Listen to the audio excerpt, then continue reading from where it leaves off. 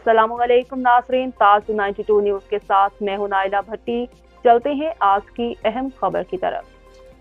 सहाफ़त पैगम्बरी पेशा का नाम कहा जा सकता है क्योंकि मखलूक खुदा सबसे ज़्यादा एतमाद मीडिया के दोस्तों पर रखती है और सहाफ़ी दोस्तों का काम बनता है कि मखलूक खुदा की खिदमत का फरीज़ा एहसन तरीके से सर अंजाम दें। इन ख्यालात का इजहार एंटी इंक्रोचमेंट टंडोल आयार की SHO रियाज हुसैन दल ने नेशनल प्रेस क्लब टंडोल आयार की नौमुंतखब बॉडी को मुबारकबाद पेश करने के बाद मीडिया से इजहार ख्याल करते हुए किया।